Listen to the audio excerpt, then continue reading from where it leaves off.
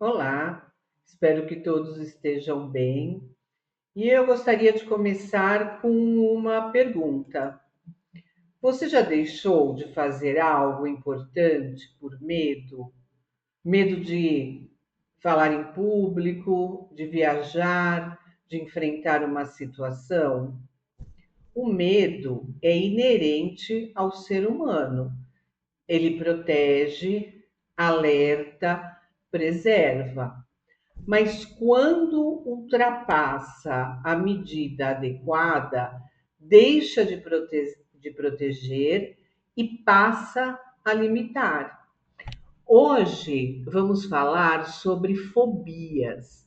Quando o medo se torna um distúrbio psicológico. Em primeiro lugar, o que é medo, né? E o que é fobia? Qual é a diferença entre esses dois conceitos?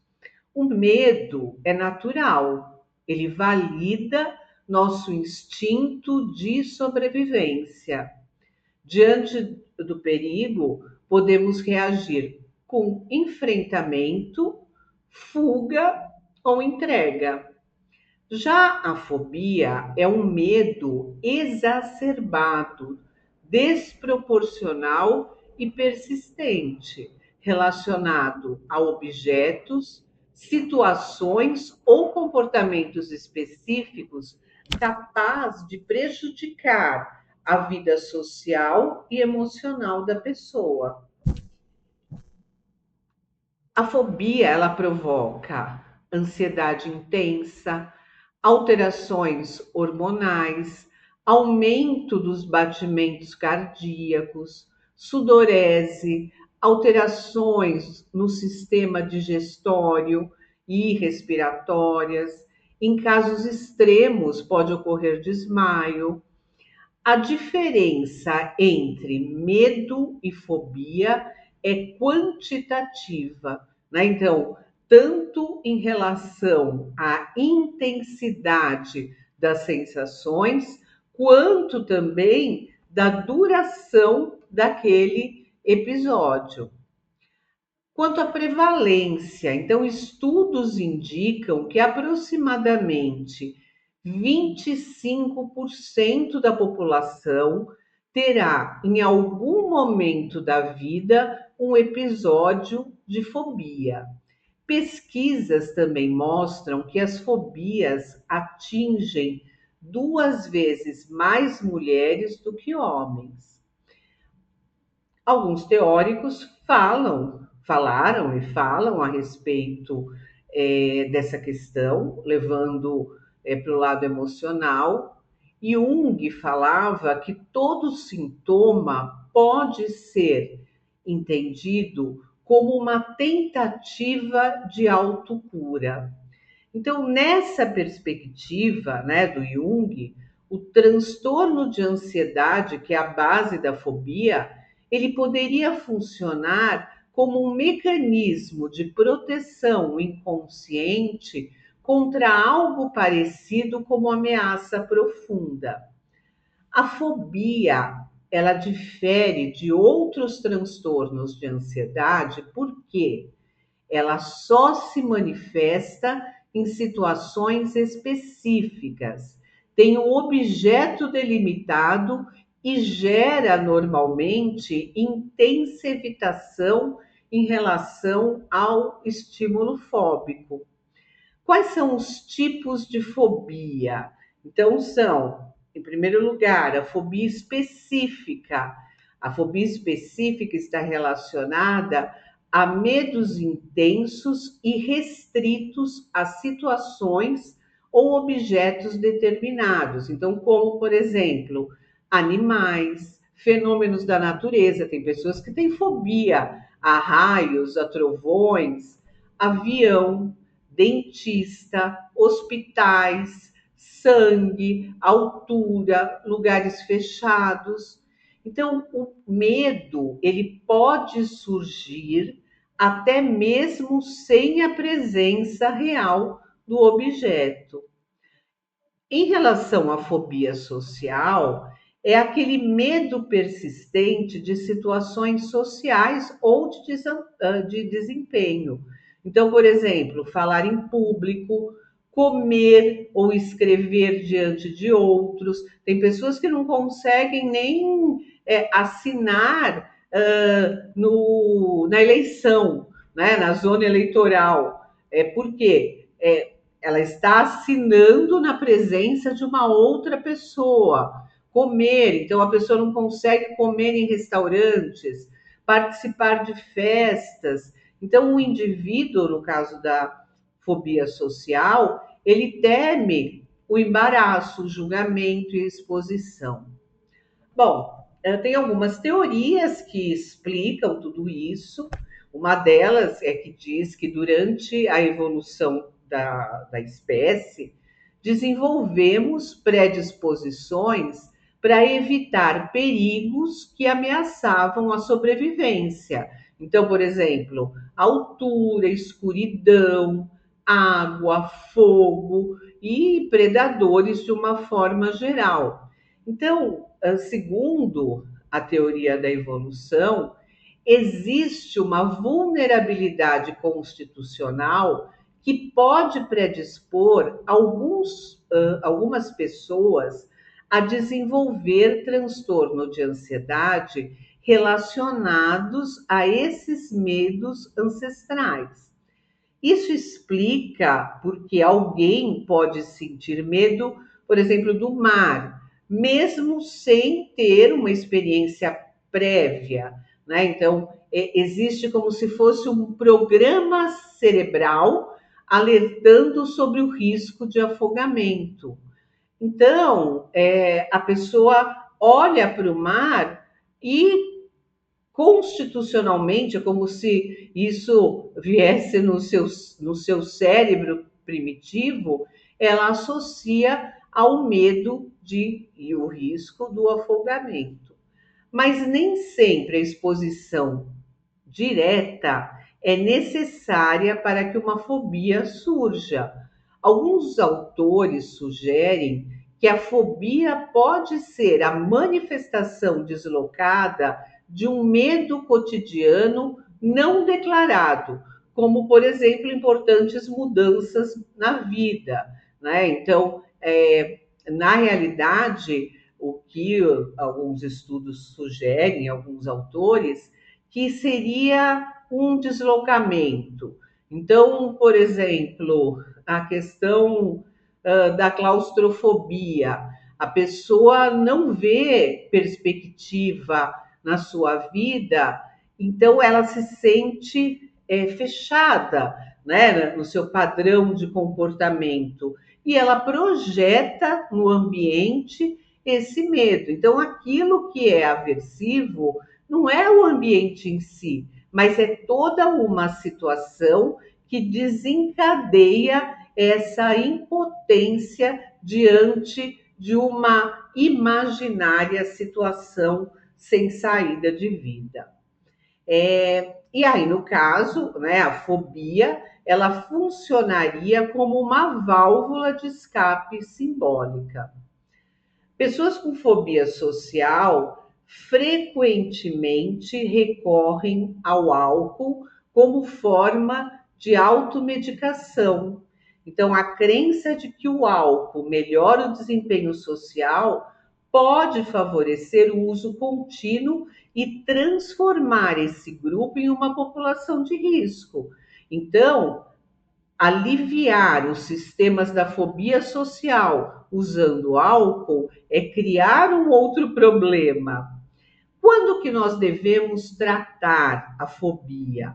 O tratamento é indicado quando a fobia interfere na vida diária, provoca perdas, limitações, gera sofrimento significativo.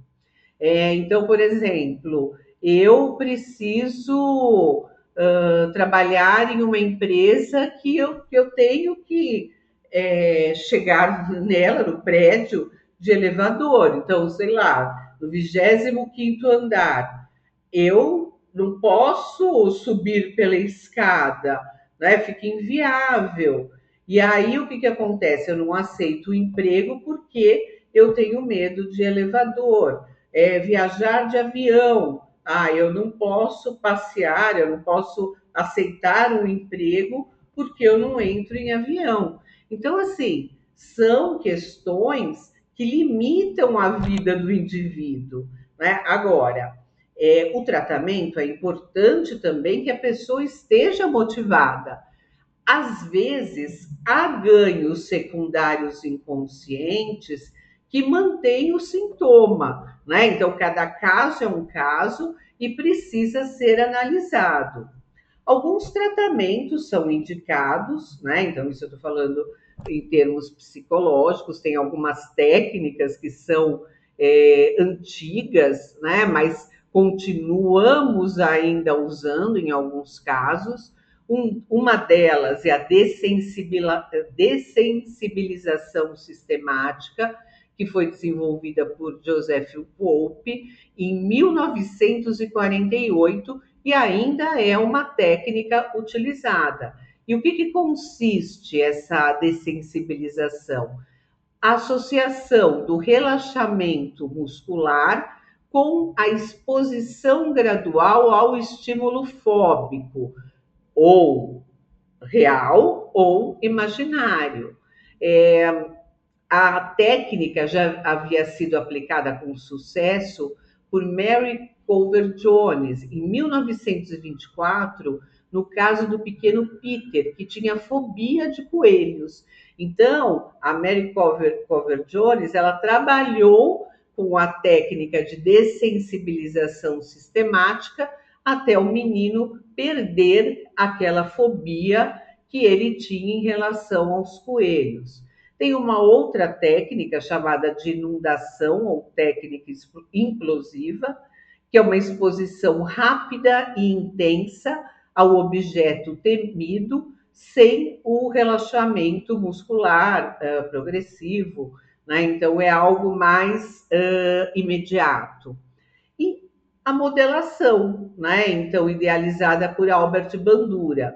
O sujeito observa um modelo enfrentando a situação temida e aprende novos padrões comportamentais, ou seja, a modelação é a imitação. Então, eu tenho medo de avião, eu vou ficar próximo de alguém que não tem medo e vou observar como aquela pessoa age durante o voo, né? Então, essa técnica, eu vou por aproximações sucessivas até até atingir o comportamento idealizado. Tem técnicas cognitivas, né, que focam na ressignificação do medo. Então, desenvolvendo algumas perguntas. Então, qual o motivo para você ter tanto medo de falar em público? Para que serve, né, esse medo? O que tem te ajudado e o que tem te atrapalhado? Como reinterpretar a situação?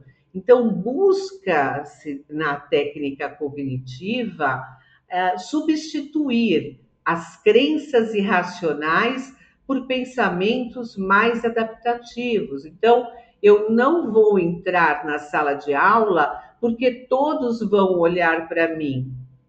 Mas quem é você para chamar a atenção de todo mundo? Né? A aula tem que estar muito ruim para todo mundo perder o foco para observar uma pessoa entrando na sala de aula, independentemente de quem seja. Então, nas técnicas cognitivas, o objetivo é esse: é fazer com que as crenças irracionais passem a ser pensamentos mais adaptativos. O treino assertivo, que também foi criado por Joseph Volpe e Arnold Lazarus, e baseia-se na ideia de que crenças irracionais levam a comportamentos inadequados. Então, ao desenvolver a assertividade, o indivíduo ele aumenta a autoconfiança e a autoestima. O que é assertividade? É falar de uma forma adequada aquilo que precisa ser falado. Tem uma outra técnica chamada visualização criativa, que utiliza pequenas narrativas mentais de forma repetida para modificar padrões de comportamento. E nesse caso é útil quando há ansiedade antecipatória constante. Claro, a ansiedade normalmente é em relação ao futuro, né? Então, o terapeuta vai ajudar o cliente a ter uma outra forma de lidar com a situação, né? Então, por exemplo, uma narrativa mental. Eu não tenho como controlar o futuro. Eu posso olhar para o meu presente e tentar corrigir algumas coisas, mas eu não consigo controlar o futuro. Então, se eu não consigo controlar o futuro, o que vai adiantar eu ficar pensando a respeito do mesmo, né? Então, essa é uma história que, no caso da visualização criativa, eu já visualizo um desfecho que não vai ser interessante para a minha questão, para a minha fobia ou para a minha ansiedade. Na realidade, e voltando ao início, o medo nos protege, a fobia nos paralisa. Ela é uma emoção, na realidade, descalibrada. É um sistema de defesa que perdeu a medida. Mas é importante lembrar, a fobia tem tratamento e compreender o medo é o primeiro passo para transformá-lo. Se você gostou desse vídeo, desse conteúdo, compartilhe, porque conhecimento também é uma forma de libertação. Eu agradeço a atenção e espero vocês no próximo vídeo.